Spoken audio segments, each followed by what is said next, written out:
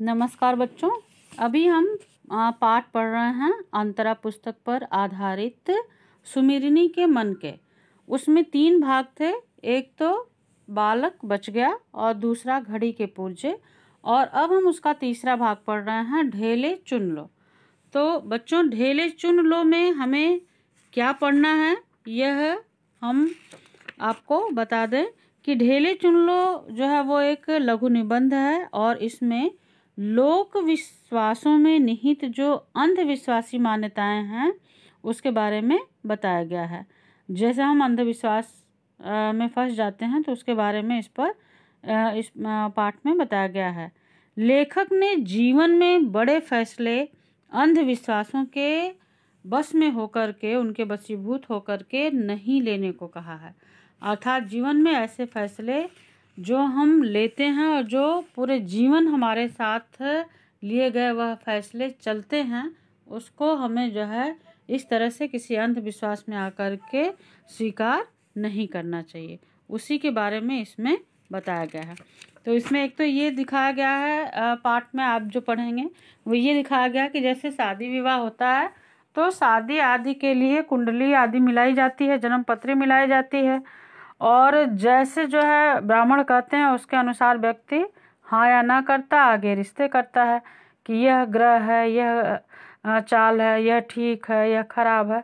तो लेखक ने उन ग्रहों को ढेलों के समान बताया है। उन्होंने कहा है कि ऐसी चीज़ें, ऐसे कार्य करने से पहले हमें बजाय उनके कि हम राहु केतु का मिलान करें, बजाय उनके हमें प्रत्यक्ष रूप से जाकर के देख लेना चाहिए जिसको हम अपना जीवन साथी बनाने जा रहे हैं। तो प्रत्यक्ष देखी हुई बात पे विश्वास करने के लिए कहा गया है, और दूसरे यहाँ कल्पना पे नहीं, बल्कि इसमें जो है वो जो दृष्टिकोण परिलक्षित है वो है यथार्थवादी। यानी हमें कल्पना में नहीं जीना चाहिए, बल्कि जो यथार्थ है, जो वास्तविकता है, उसके आधार पर हमें निर्णय करने चाहिए। आइए हम पढ़ते हैं पाठ।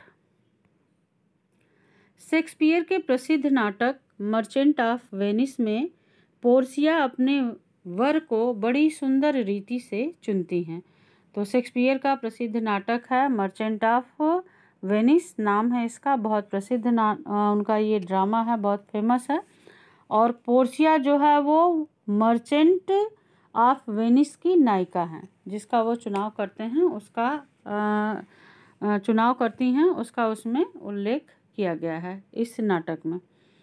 कह रहे हैं कि बबुआ हरिश्चंद्र के दुर्लभ बंधु में पुरश्री के सामने 3 पेटियां हैं, एक सोने की, दूसरी चांदी की, तीसरी लोहे की। तीनों में एक में उसकी प्रतिमूर्ति है, एक में उसकी जो है वो प्रतिमा रखी हुई है, उसी की मूर्ति रखी हुई है। स्वयंवर के लिए जो आता है, एक उदाहरण दिया हरिश्चंद्र के दुर्लभ बंधु जो है ये नाटक है उसके बारे में कि ऐसा होता है। तो स्वयंवर के लिए जो आता है उसे कहा जाता है कि इनमें से एक को चुन ले। जो अकड़बाज होता है, अकड़बाज मतलब अपने सामने किसी और को न मानने वाला, वो अपनी अकड़ में रहता है। अकड़बाज सोने को चुनता है और उल्टे पैरों लौटता है।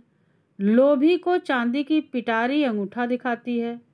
सच्चा प्रेमी लोहे को छूता है और घुड़दौड़ का पहला इनाम पाता है। ठीक ऐसे ही लॉटरी वैदिक काल में हिंदुओं में चलती थी। इसमें नर पूछता था, नारी को बूझना पड़ता था। तो नर जो है वो कुछ प्रश्न करता था और जो नारी थी वो उसका उत्तर देती थी। स्नातक विद्या पढ़कर, नहा धोकर, माला पहनकर, सेज पर जोग होकर किसी बेटी के बाप के यहाँ पहुँच जाता। तो इसमें उल्लेख किया गया है जो अपने रीति में चलता है, उसका थोड़ा सा उल्लेख यहाँ पर गुलेरी जी ने किया है। जो हमारी अपनी रीति रिवाज हैं उस पे इन्होंने कटाक्ष भी किया है, एक तरह से कहा जा सकता है।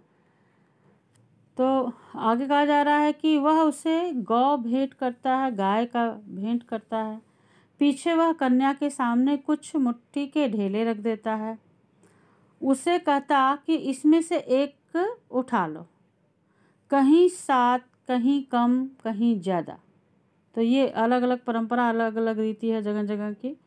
नर जानता था कि ये ढेले कहाँ कहाँ से लाया हूँ और किस किस जगह की मिट्टी इनमें है। कन्या जानती नहीं थी, यह तो लॉटरी की बुझावल ठहरी। बेदी की मट्टी, गौशाला की मट्टी, खेत की मट्टी, चौराहे की मट्टी, मसान मतलब शमशान की धूल, कई चीज़ें होती थीं। इस तरह से ये कुछ रीति रिवाज बता रहे हैं इसमें लेखक, जो लोग इस तरह से करते थे। बूझो मेरी मुट्ठी में क्या है, चित्त या पट्ट।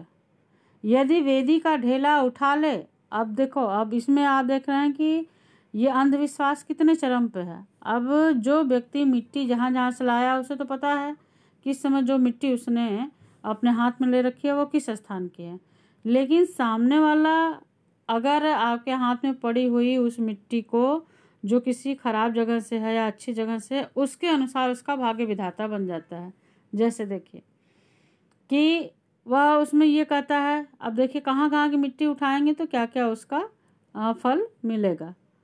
तो यदि बेदी का ढेला उठा ले, ढेला मतलब मिट्टी, मिट्टी का छोटा टुकड़ा, वेदी का ढेला उठा ले, वेदी मतलब जहाँ पे पूजा पाठ हवन आदि हो रहा है, तो संतान क्या होगा, कैसी होगी, वह वैदिक पंडित होगा। गोबर चुना तो पशुओं का धनी होगा, यानी उसके पास बहुत सारे पशु होंगे, गाय भैंसें होंगी। खेत की मिट्टी छू ली तो जमींदार पुत्र होगा। मतलब अगर उस मिट्टी से पता चल रहा है कि आपकी आने वाली संतान कैसी होगी। मसान की मिट्टी को हाथ लगाना बड़ा अशुभ था। मसान मतलब शमशान घाट की। यदि वह नारी ब्याही जाए तो घर मसान हो जाए। यानी कि अगर इस तरह का तंत्र मंत्र करते थे कि 7 जगह की मिट्टी ले आकर के रखते थे और उसमें से अपनी मुट्ठी में मिट्टी ले लेते थे और व्यक्ति बता देता था कि यह खेत की है, यह गोबर की है, ये यहाँ की, तो उसके अनुसार वो उसका भाग्य बाँचना शुरू कर देते थे। और अगर किसी ने शमशान की मिट्टी अपने हाथ में, राख अपने हाथ में ले ली, तो उसको ये होता था कि भाई जिस कन्या से इसका विवाह होगा, जिस घर में जाएगी, वह घर को ही शमशान बना डालेगी और जन्म भर उसको जलाती रहेगी। यदि एक नर के सामने मसान की मट्टी छू ली तो उसका यह अर्थ नहीं है कि उस कन्या का कभी ब्याह नहीं होगा। किसी दूसरे नर के सामने वह बेदी का ढेला उठा ले और ब्याही जाए तो, देखिए कितनी अच्छी बात यहाँ पर लेखक ने कही है कि ठीक है, एक जो वर पक्ष आया उसने इस तरह से परीक्षा ली लड़की की और उसमें लड़की फेल हो गई, लेकिन कोई दूसरा पक्ष आया और उसने जब परीक्षा ली तो उसी कन्या ने अगर बेदी की मिट्टी उठा ली तो अब उसका विवाह तो होगा ही होगा किसी न किसी से। अब वो बेदी की मिट्टी उठा ली, यानी कि वही कन्या अब क्या होगा, वह वैदिक पंडित को जन्म देगी, एक अच्छे पुत्र को जन्म देगी। तो ये सब क्या है, ये सब अंधविश्वास है। बहुत से गृह्य सूत्रों में इस ढेलों की लॉटरी का उल्लेख है, जैसे आश्वलायन, गोभिल, भारद्वाज, सभी में है। जो हमारे वेद पुराण शास्त्र हैं उसमें इस तरह के रीति और इस तरह की चीज़ें जो है वो दिखाई जाती हैं। जैसे राजपूतों की लड़कियां पिछले समय में रूप देखकर, जस सुनकर स्वयंवर करते थे। जस मतलब उस वर की कितनी प्रसिद्धि है, कितना सुयोग्य है, कितना यश है, कितना पराक्रमी है, कितना बलशाली है, यह सुन करके विवाह करती थी और वह राजा कितना सुंदर है। वैसे वैदिक काल के हिंदू ढेले छुआकर स्वयं पत्नी वरण करते थे। आप कह सकते हैं कि जन्म भर के साथी की चुनावट मतलब चुनाव करना, मट्टी के ढेलों पर छोड़ना कैसी बुद्धिमानी है। लेखक ने यह एक कटाक्ष किया है कि भाई किसी मिट्टी के ढेले के आधार पर आप अपनी जीवन संगिनी या जीवन साथी का चुनाव करते हैं तो ये बुद्धिमानी नहीं है, बल्कि क्या है, अपनी आँखों से जगह देखकर अपने हाथ से चुने हुए मट्टी के डगलों पर भरोसा करना क्यों बुरा है। मट्टी के डगलों मतलब वही मिट्टी के ढेले जो हैं, आप खुद जाइए उस स्थान पे और उस स्थान पर जा कर के वहाँ खुद से चुनाव कीजिए और फिर जो है वो आप निर्णय लीजिए कि आपको क्या करना है। लाखों करोड़ों कोस दूर बैठे बड़े बड़े मिट्टी और आग के ढेलों जैसे मंगल और शनैश्चर और बृहस्पति की कल्पित चाल के, कल्पित मतलब काल्पनिक चाल के कल्पित हिसाब का भरोसा करना क्यों अच्छा है, यह मैं क्या कह सकता हूँ। बकौल वात्स्यायन के, वात्स्यायन ऋषि हैं, उन्होंने भी ये कहा था कि आज का कबूतर अच्छा है कल के मोर से। यानी कि वात्स्यायन जी ने ये बताया था कि जो हमारे पास आज वर्तमान में है हमें उसे ही स्वीकारना चाहिए, वही हमारे लिए लाभदायी है, वही हमारे लिए सुखद है, बजाय इसके कि हम अपने भविष्य की कल्पनाओं में ही मात्र डूबे रहें। तो वात्स्यायन जी का यहाँ पर उल्लेख किया है। उन्होंने कहा कि उन्होंने ये कहा था कि आज का कबूतर अच्छा है कल के मोर से, यानी जो कल आने वाला है वो हम कल्पना करें कि कल हमारे पास मोर होगा, तो वो कल मोर होगा कि नहीं होगा ये नहीं पता, लेकिन अगर आज कबूतर हमारे पास है तो कल के उस मोर से अच्छा है। ऐसे ही आज का पैसा अच्छा है कल के मोहर से। भाई कल कोई कहे कि सोने की मोहरें आएंगी तो ठीक है, सोने की मोहरें आएंगी कि नहीं आएंगी ये तो नहीं पता, लेकिन वर्तमान में जो पैसा है जिससे हम अपना लाभ ले रहे हैं, जिसको हम खर्च करके अपने आवश्यकताओं की पूर्ति कर रहे हैं, आज तो वही ठीक है। अब कल मोहर मिलेगी कि नहीं मिलेगी ये किसने देखा है। आँखों देखा ढेला अच्छा ही होना चाहिए, ढेला मतलब मिट्टी, लाखों कोस की तेज पिंड से, यानी लाखों कोस जो दूर है ऐसे ग्रह जिन्हें हमने वास्तव में अपनी आँखों से नहीं देखा है, तो हमें उस पर विश्वास करने के बजाय जिन ढेलों को, जिन मिट्टी को हम अपने आँखों से देख रहे हैं हमें उस पर अधिक विश्वास करना चाहिए। तो लेखक ने यहाँ पर लोगों को यह समझाया है कि लोगों को यथार्थवादी दृष्टिकोण अपनाना चाहिए, जो यथार्थपरक विचारधारा अपनाने की प्रेरणा देते हैं, वह बाह्याडंबरों तथा रूढ़ियों से दूर होते हैं।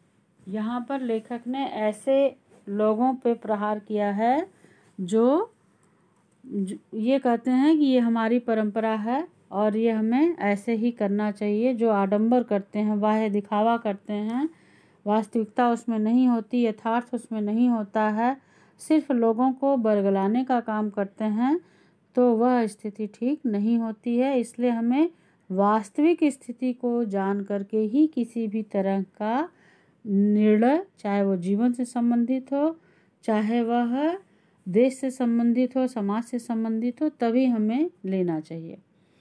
क्यों? बकौल कबीरदास जो है ने कहा है, यहाँ पे कबीर का भी उल्लेख किया है लेखक ने। तो अभी आपने देखा था वात्स्यायन जी का उल्लेख था, अब कबीर का है।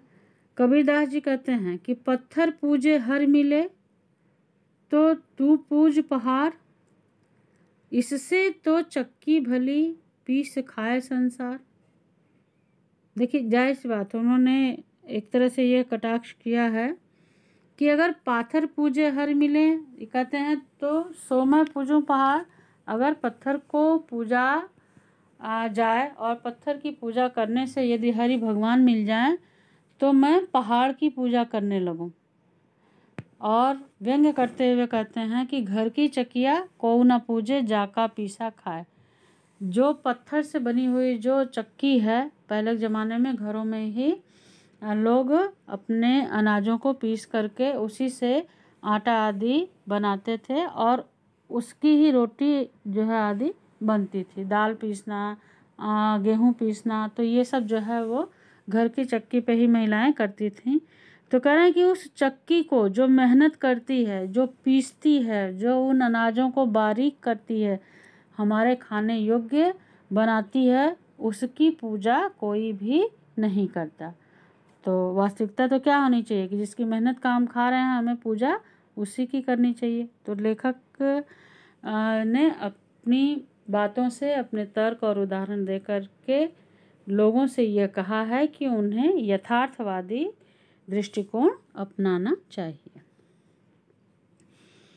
आगे इसके शब्दार्थ मैंने लिख दिए हैं, तो आप शब्दार्थ यहाँ से लिख लेंगे।